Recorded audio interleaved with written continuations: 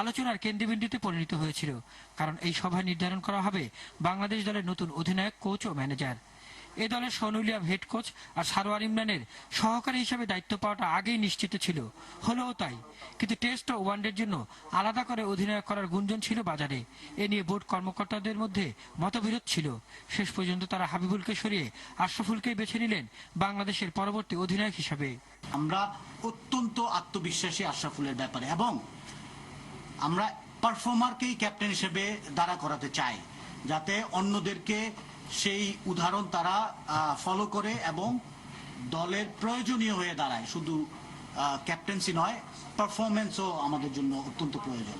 আর অধিনায়কের দায়িত্বটাকে চ্যালেঞ্জ হিসেবে নিয়েছেন মোহাম্মদ আশরাফুল।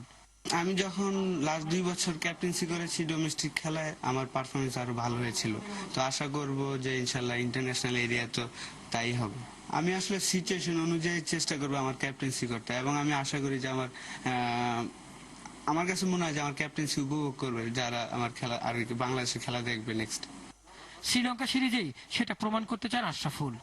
অতীতে দেখা গেল যে আমরা তেমন ভালো পারফরমেন্স করতে পারি না ওদের মাটিতে, তো যেহেতু এবার আমার আন্ডারে যাব আমরা বাংলাদেশ টিম নিয়ে, তো আমি চেষ্টা করব যে ইনশাল্লাহ অতীতের রেকর্ডগুলো মুছে দিব ইনশাল্লাহ ভালো পারফরমেন্স করে। দলের ডেপুটি নিয়ে দারুণ আত্মবিশ্বাসী আশরাফুল। মাশরাফিও খুশি এ দায়িত্ব পেয়ে। আমাকে মনে করছে এই জন্য দিছে, অবশ্যই যথার্থ প্রমাণ করা সবারই।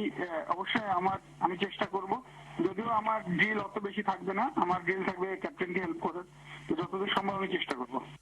বাবা হিসেবে ছেলেকে দেখতে চান আরো উচ্চতায়, আর অভিজ্ঞ রফিক খুশি আশরাফুলকে নিয়ে তার স্বপ্ন পূরণ হওয়ায়।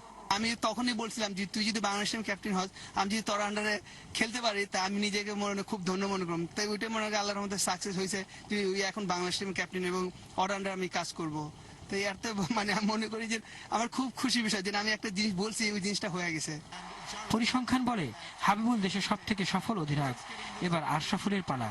নতুন এই দায়িত্বে আশরাফুল কতটা সফল হন সেটাই এখন দেখার। Nasimul Hasan, NTV news, Dhaka.